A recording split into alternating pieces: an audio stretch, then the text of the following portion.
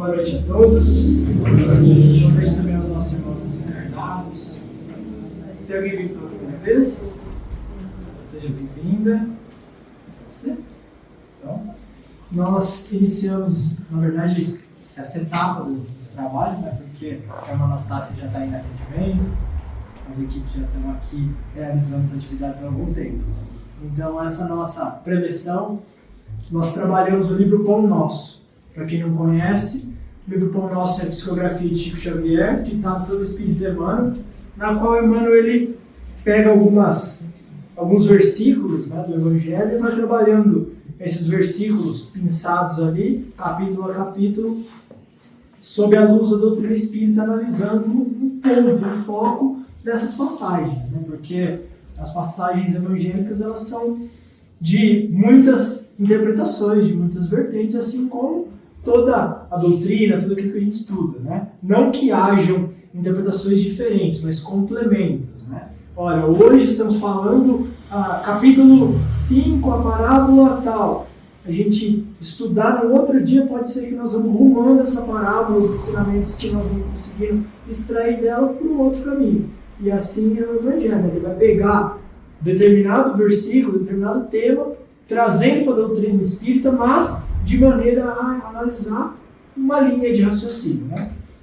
E nós estamos trabalhando também junto aqui por Emmanuel esse livro capítulo a capítulo. Para quem quiser, né, nós temos os anteriores no nosso canal do YouTube. Para que não cessasse o trabalho que vem desde a pandemia, nós estamos continuando as gravações aqui do nosso Evangelho no Centro para alimentar a página para aqueles dos nossos irmãos que estão acompanhando à distância, né? Então hoje, na sequência dos capítulos, nós vamos estudar o capítulo 136, que tem como título Conflito. Então assim, no decorrer aqui da nossa conversa, se vocês tiverem alguma dúvida, quiserem comentar, quiserem trazer um exemplo, quiserem perguntar, podem ficar à vontade, né? Levanta a mão aí que a gente vai aprendendo e agregando os conhecimentos de todos aqui, né? Então, quando nós falamos em conflito, né, vamos parar para pensar no que vai ser proposto para nós. O que é um conflito? O que é um conflito para vocês? Nada? Existem conflitos dentro da nossa casa? Conflito, um desentendimento de ideias, opiniões diversas. Pode haver um conflito no trânsito, alguém fechou o outro, então vai brigar, né?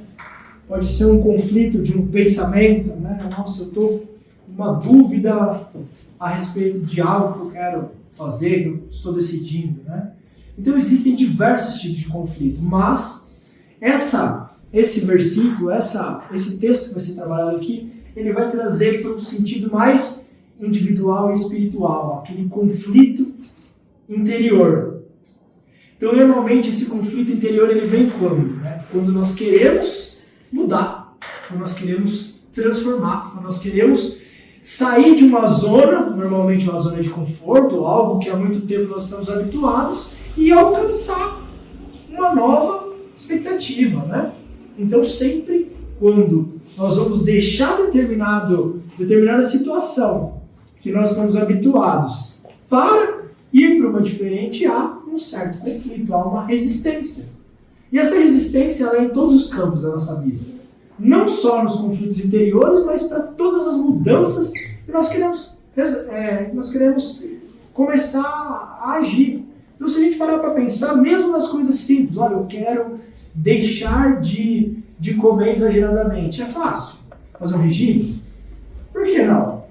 Nós estamos acostumados a comer. Estamos acostumados a comer comidas que aguçam o nosso paladar. Olha, eu quero mudar meus hábitos físicos, eu quero fazer exercício físico. O que acontece no primeiro e no segundo dia que você vai fazer um exercício físico? O seu corpo pede arrego, dói tudo. Né? Eu vou fazer uma atividade nova. Hoje eu comprei uma bicicleta, eu vou pedalar. No outro dia eu não consigo levantar da cama de dor na perna. Então, até você ir acostumando o seu músculo, até você acostumar o seu intelecto ali, a sua cabeça, o seu organismo, você se conscientizar de que aquilo vai te fazer bem, aquilo vai gerando uma certa sensação de prazer a médio e longo prazo, nós temos que nos esforçar para vencer as barreiras. E é justamente no conflito interior que ele vai se pegar, que não é diferente o processo. Porque o conflito interior é do homem velho, buscando se transformar, dando origem ao homem novo. Né? Então, o Evangelho fala muito disso, do homem novo. Quem é o homem novo? Nós nos transformamos num ser diferenciado? Não, nós somos o mesmo indivíduo, mas nos transformamos em nós mesmos diferentes, né? Nós vamos nos lapidando, nos aperfeiçoando e nos transformando em um indivíduo novo. Não um novo indivíduo, espírito novo, mas o mesmo espírito melhorado, no sentido de novo, de transformado, de melhorado, né? Nem sempre que é novo é melhor, mas na questão espiritual, sim, né? Nós sempre melhoramos, porque é lei de Deus, né? A lei do progresso. Então, cada passinho que nós vamos dando é sempre para frente, né? A gente precisa entender que os nossos atos, eles ainda podem ser errados. Né? Nossa, ele estava indo tão bem, mas ele errou, né? Mas ele não desaprendeu aquilo que ainda não pertencia totalmente para ele. Tá? Mas aquilo que já nos é patrimônio, esse não é perdido. Quando eu sei alguma coisa, ela é minha. Eu posso até falhar em outros pontos, mas aquilo que nos pertence é nosso. Por isso que obedecemos à lei do progresso. Nós vamos incorporando isso ao nosso patrimônio espiritual. Então, essa passagem, que é a passagem-chave para esse nosso texto, ela está numa carta de Paulo aos Romanos. Lembrando, né, grande parte desse livro é trabalhado em cima de passagens das cartas de Paulo. Emmanuel trabalha muito os temas de Paulo, né? E se nós pararmos para estudar, para pensar, Paulo foi extremamente sábio e didático, né? Então, as suas cartas, né, que vêm em forma de explicações, né? E hoje, com o conhecimento que o Espiritismo nos proporciona, nós temos condições de extrair aí muita informação, né? Então, há 2000 anos atrás, ele já trazia um roteiro aí a ser seguido. E hoje, nessa carta aos Romanos, capítulo 7, versículo 21, em cima do tema, Paulo diz, né? Acho, então, esta lei em mim. Quando quero fazer o bem, o mal está comigo. Olha que interessante. Quando o indivíduo, não vamos pensar só em Paulo, mas isso fazia parte da vida de Paulo. Quem foi Paulo? Como que era o nome dele antes de mudar para Paulo? Saulo. Qual que é a frase mais famosa? Saulo, por quê? Ninguém sabe? Ó, vocês vão tomar ponto negativo, hein? Saulo, porque me persegue. O que ele fazia? Perseguia cristãos. Eles matavam cristãos. Paulo, como judeu defensor, ele era um fariseu, né? Ele era uma das sumidades ali do Sinédrio, né? Que era o órgão controlador ali da lei judaica, político, religioso, né? Então, Paulo, ele era ferrenho defendedor ali das leis mosaicas.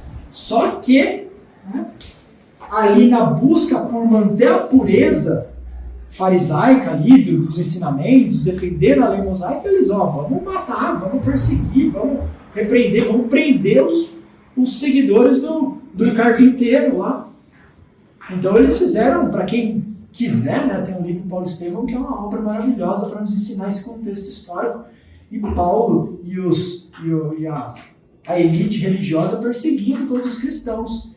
Só que, né, ele já estava passando por processos, né, lá conta da paixão dele por Abigail, né, das situações que ele vinha enfrentando, do momento em que Estevão foi assassinado por conta da acusação de Paulo, né, e ali ele começa a ficar balançado até que ele indo fazer uma perseguição nas regiões ali de Damasco, ele acaba por ficar cego e Jesus, que já tinha desencarnado, conversa com ele, Jesus em espírito, e Paulo ali. E aí Paulo fica cego, e ali começa o processo de transformação dele.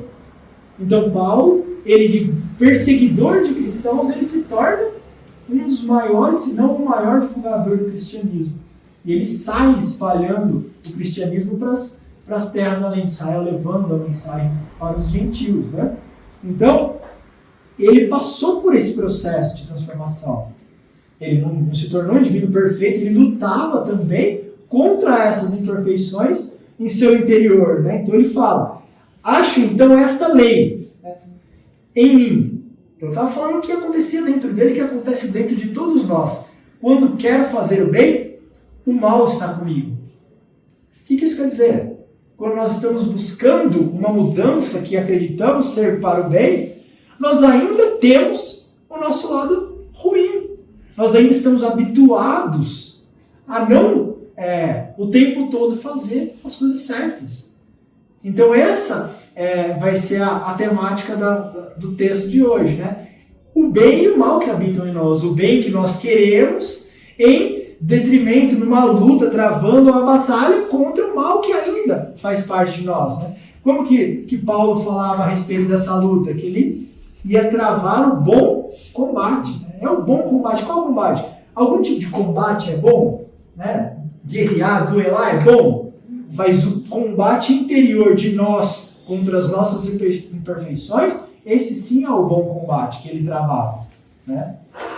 Então, só voltando aqui, dois versículos eu peguei ali na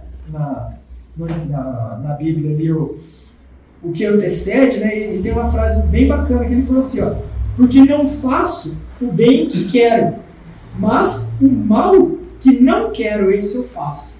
Então ele estava buscando, né, fazer o bem, mas ainda ele não conseguia sempre fazer esse bem, ele ainda fazia o mal, porque ele ainda estava habituado a fazer o mal. E aí ele coloca aqui, ora, se eu faço o que não quero, já não faço eu, mas o pecado que habita em mim. Né? O que é esse pecado que habita em nós? Ainda as nossas imperfeições, que fazem parte de nós, mas que elas ainda estão vindo à tona e gerando as consequências. Porém, nós estamos nos propondo, Paulo estava se propondo a mudar. Mas ele não conseguia mudar do dia para a noite. Essa transformação não se faz ao estralar de dedos, eu sou um novo homem. Sim, a minha vontade, a minha persistência, né, a minha consistência naquilo que eu estou buscando, isso vai fazer com que esse tempo de transição seja menor. Né? Eu consiga colher os frutos disso antes. Mas não é de uma hora para outra que vai acontecer o processo. É um processo contínuo, paulatinamente, né? De pouquinho em pouquinho a coisa vai se construindo. Por isso que a evolução, a gente não dá grandes saltos, né? São degraus que nós vamos subindo, né? De pouquinho em pouquinho na nossa jornada evolutiva. Então, Emmanuel começa trazendo assim para nós: os discípulos sinceros do Evangelho, à maneira de Paulo de Tarso, encontram um grande conflito na própria natureza. Então ele coloca, por que sincero? Uma coisa é ser discípulo. Somos discípulos aqui de Jesus. Então todo mundo está aqui, não está? Estou buscando, né, vir aqui ouvir o Evangelho. Mas existe aquele que está aqui. Vim tomar paz, tomar frutificado, estou ouvindo. Né, mas tem aquele que está entendendo e está ali já engajado. Esse, né, como Paulo, que estava engajado na causa, esse já está entendendo o que está realizando e está buscando ativamente por essa transformação, por esse manancial que é o Evangelho, proporcionando aí essa alteração, né? Essa compreensão daquilo que nós devemos buscar. Né? Então, todos que estamos buscando se melhorar junto com Jesus, né, nós iremos, né, encontrar um grande conflito na nossa própria natureza. Por quê? Porque esse conflito existe em todos nós. Porque o único perfeito que por aqui passou já não está encarnado. Né? Se alguém aqui é perfeito, eu não posso falar, mas eu posso dizer que eu não sou. E pelo que nós entendemos, que a doutrina nos explica e verificamos no nosso dia a dia, não ouvimos notícia de ter outro desse teor aqui no planeta. Né? Então, o que isso quer dizer? Somos imperfeitos. O Espiritismo ele explica todo esse processo, né? Do átomo ao arcanjo, do simples, do ignorante, buscando aí, né, através do tempo, das diversas encarnações, né, dos aprendizados sucessivos, nós vamos nos melhorando, nos aperfeiçoando até um dia chegarmos, né, à perfeição. Mas estamos nesse processo, então nós trazemos ainda dentro de nós a imperfeição. o mal que habita em nós, né? Quase sempre são defrontados, são quem? Os discípulos, né? Nós somos defrontados por enormes dificuldades nos testemunhos. O que é o testemunho? É lá no juiz, né? Chama o indivíduo lá para testemunhar. Não, testemunho é na prova. Dá um exemplo. Quais são os testemunhos daqueles que estão buscando se transformar? O que nós ouvimos falar muito no Espiritismo? Fala em alguns ensinamentos que é trazido aqui dentro da casa, ou aqueles irmãos estão vendo pela primeira vez, em qualquer tipo de igreja. O que é falado? Né? Fazer o bem, amar ao próximo, né? Prática da caridade. Nós conseguimos o tempo todo ser caridosos? Não. Por quê?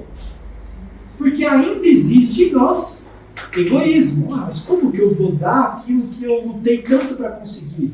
Aquele indivíduo lá, ele nem está lá sem fazer nada, não se esforçou, não buscou, e eu tenho que ir lá e dar de mão beijada para ele. Ninguém sabe o que o outro passou para a gente estar julgando.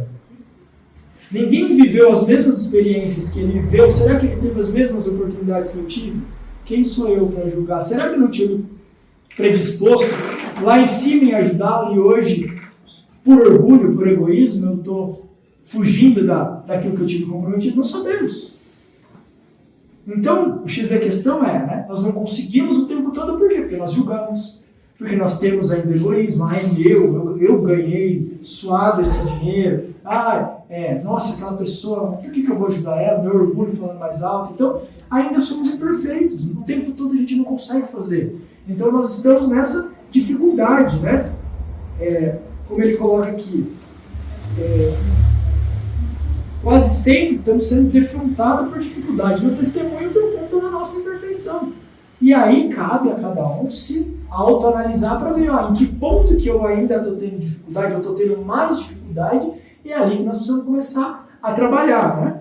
No instante justo, quando lhes cabe revelar a presença do divino companheiro no coração, eis que uma palavra, uma atitude ligeira, os trai diante da própria consciência, indicando-lhes a continuidade das antigas fraquezas. O que ele está falando? Nós estamos ali propondo para nós, olha, hoje eu vou ser mais paciente. Então ele fala a exemplo do divino amigo, né, que está norteando o nosso coração. Jesus, né, como nosso guia, modelo, nosso molde, falando, olha, Jesus foi paciente, Jesus amoroso, bondoso, hoje eu vou ser mais paciente. Aí, chega aqui um abençoado, vai lá e dá aquela cutucada no ponto que a gente mais dói ali, né? que fere o nosso orgulho. O que nós fazemos? Tudo aquilo que nós nos propusemos, nossa, hoje eu vou ter paciência, hoje eu vou conseguir me manter calmo. Aí vai lá e cutuca ali onde dói a ferida. Aí a gente vai e solta, não é você isso, mas é aquilo. E aí dá aquela dor na consciência, fala, mas eu estava tão firme, estava tão decidido de me manter no propósito, mas ainda a nossa fraqueza. Nós queremos, nós podemos até em algumas situações conseguir, mas às vezes dependendo do desafio é alto demais para a nossa força ainda. Eu sempre falo, eu tento entender as coisas que são trazidas, né, as lições. E uma coisa que as pessoas têm dificuldade, a gente tem dificuldade, é entender essa questão da lei do progresso, né? Que nós nunca andamos para trás, que nós vamos de pouquinho em pouquinho melhorando, né? E às vezes algumas situações a gente pode pensar, eu falo, nossa, uma das maiores transgressões, né, da vida de um indivíduo é matar, né? Matar o próximo, né? Matar um irmão de caminhada. Com certeza isso aí deve trazer uma grande consequência negativa para a nossa trajetória, né? Você fala, mas essa eu não matei ninguém. Aí a gente fala que a gente não anda para trás. Aí vem na próxima encarnação, você vai lá e colocar no meio de uma guerra. Aí nessa você matou 10. Você andou para trás? Mas eu não matei ninguém na anterior, então nessa eu fui um assassino. Será que eu andei para trás? Não. Os meus atos, né, eles são de acordo com os meus desafios. Então, vamos dizer assim, eu aprendi que não é bom matar. Mas, dependendo da situação, ainda Eu não tenho a firmeza moral para falar, eu prefiro morrer do que matar. Porque existem indivíduos, eu acredito que Jesus, se fosse colocado numa situação que ele precisasse matar alguém, para se salvar ele, daria a própria vida e não mataria o outro. Mas eu ainda não sou Jesus. Né? Então eu acho que a gente vai melhorando, vai progredindo. E depende do desafio, a gente ainda cede. Olha, eu tenho paciência até certo ponto, mas se você falar aquela palavrinha que me tira do chão, aí minha paciência, o copo transborda, né? Você vai pondo água, mas chega um momento que o cara tá com 1 litro dentro de 500 ml, transbordou. Então não é que a gente andou para trás, não é que regredimos o nosso entendimento. A questão é que o desafio foi muito grande porque eu tenho capacidade de passar. E aí a gente vai fazendo o quê? Cada vez mais vai aumentando o recipiente. Até que um dia o recipiente é grande que ele suporta tudo, mas isso é lá para frente. Então é isso que ele está falando. Nós vamos falir em alguns momentos. A nossa vida está cheia de desafios. Então nós vamos, mesmo buscando essa nossa transformação no bem, vai ter momentos que nós vamos cair em pecado, né? Como ele coloca aqui, era a linguagem à época. Nós entendemos que hoje não é pecado, são escolhas, né? São escolhas que têm consequência. Por mais que, né, nós tentamos, né, vai minimizando alguma coisinha, mas ainda tem consequência toda vez que a gente pisa na jaca, né? Então aqui ele coloca a continuidade das antigas fraquezas. Né? Nós trazemos essas imperfeições, são fraquezas das nossas virtudes, que ainda vem à tona às vezes. A maioria experimenta sensações de vergonha e dor. Por que dá vergonha e dor na gente quando a gente torna a falir algumas coisas? Porque já está a consciência ali, ela já está cutucando, né? Então eu falo, putz, falei isso aí ontem lá no centro, cheguei em casa e já perdi tudo. Por quê? O desafio está grande. Eu não estou ainda moralmente consolidado que eu não vá, né, conseguir, ou que eu vá conseguir passar por tudo. Mas aqui já começa a martelar na cabeça da gente. É sinal de evolução, é sinal de que nós já estamos buscando, né? Nós estamos sentindo vergonha daquilo que nós fazemos, que já estamos reconhecendo que não é legal ser desse jeito, né? Alguns atribuem, esses aqui ainda nem tanto, né? Alguns atribuem as quedas a influenciações de espíritos maléficos e geralmente procuram o inimigo no plano exterior, quando deveriam sanar em si mesmo a causa indesejável de sintonia com o mal. Então, eu fiz aquilo porque eu estava influenciado. Eu só falei aquilo porque não devia ser eu. Sabemos, sim, que nós somos constantemente influenciados pela espiritualidade. Mas é culpa deles? Não. Eles também têm culpa. Mas quem permite, quem abre as portas? Nós. As portas são abertas por nós. Eles vêm pegando, né, o gancho das nossas fraquezas e das oportunidades que nós concedemos, e eles nos influenciam. Os espíritos, a gente pergunta, né? Kardec pergunta aos espíritos, né? Os espíritos nos influenciam, e os espíritos respondem, né? Que mais do que pensais, às vezes até vos dirigem, né? Mas, então eles tomam conta do nosso corpo? Não. Nós permitimos a ação. Nós não temos força para falar aqui não. Por que um médium ele não sai da comunicação para a rua? Um médium que é realmente estudado, um médium que está trabalhando a sua mediunidade. Porque o meu corpo é meu e eu só vou permitir a passagem da comunicação de um espírito no local certo, na hora certa. Eu estou sentindo a entidade, eu não estou legal, eu estou... Beleza. Por favor, irmã Anastácia, Jesus, Maria, acolha esse irmão que está necessitado, né? Leve ele para um bom lugar, que nesse momento não faz parte de mim. Então eles influenciam, mas não é culpa deles. Então nós não podemos negar a eles tudo isso. Então por que eu abri portas agora? Por que eu deixei essa situação me tirar do sério? Porque eu podia ter, mesmo sob a sugestão dos irmãozinhos necessitados que estão ali querendo ainda o nosso mal, eu podia ter falado não.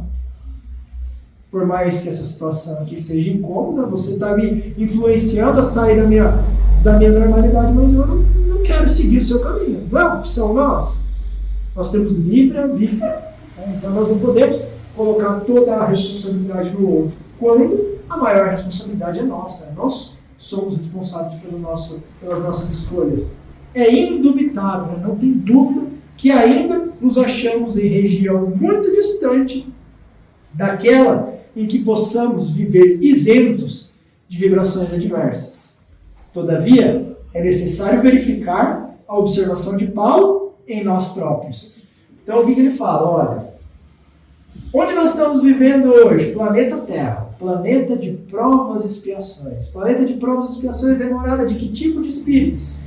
Espíritos imperfeitos. Então, aqui não é morada de espírito puro. Aqui não vai ser um local onde nós vamos estar ali sendo levados pelos nossos irmãos angélicos a viver num plano de contemplação de beleza, de amor, caridade, uma sociedade totalmente justa e igualitária. Não, aqui é orgulho e egoísmo explodindo.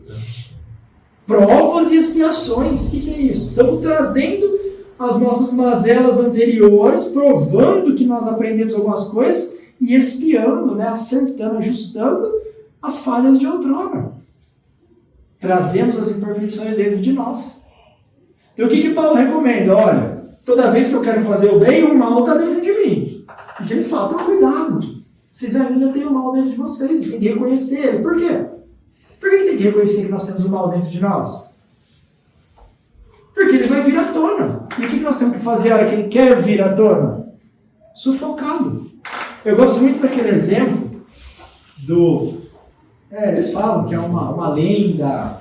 Não vai dar muito tempo para falar, vou falar bem rapidinho. Uma lenda indígena, né, que nós temos dentro de nós dois lobos, né? Um lobo bom e um lobo mau, que estão em constante conflito, né? E aí, quem vence esse desafio? Né? Quem vence? Aquele que... Então, se eu dou comida para o lobo bom, ele vence o mal. Agora, se eu estou alimentando o lobo mau, quem vai vencer o mal? Esse é o conflito interior que nós temos, né? Então, Paulo falou o quê? Vocês querem fazer o bem, mas tem o mal aí, cuidado. O que é um processo que é tão falado no Espiritismo? Nós estamos realizando a nossa reforma íntima. O que é reforma íntima? Transformar. Já fizeram a reforma da casa? O que acontece para fazer a reforma da casa? Chama a equipe de pedreiro que você morando lá dentro. Eles vão ver o caos que vira. Aí depois você aproveita e pinta. Aí eles lixam a parede com todos os móveis lá dentro. Até dentro do livro você vai tirar a poeira de... Então, para você arrumar, você tem que quebrar, não tem? Reforma íntima. Você vai pegar algo que estava ali, do jeito que estava, mas vai falar, agora eu vou transformar. Mas o que eu vou ter que fazer primeiro? Desconstruir para construir. Então, eu vou começar a quebrar, vou passar massa, vou reformar, depois vou pintar, até o momento que depois de várias faxinas e uns grandes períodos, né, lembrando, vai ficar pronto em 6 meses, vai ficar pronto ali em 3 anos, né, que a gente achava que vai ficar, com o triplo de dinheiro que você achava que ia gastar, você gastou, aí você vai conseguir falar, não, agora eu estou num ambiente do jeito que eu queria. E nem sempre é assim também, né? Aí você olha e fala, mas não ficou do jeito que eu queria, né? Mas ainda tem mais trabalho, vai ter que chamar a próxima etapa, né? Então esse é o processo, a transformação, reforma íntima, reforma lá dentro, né? Enquanto o homem se mantém no gelo da indiferença, ou na inquietação da teimosia, não é chamado a análise pura. Então, enquanto a gente está ali, deixa a vida levar, né?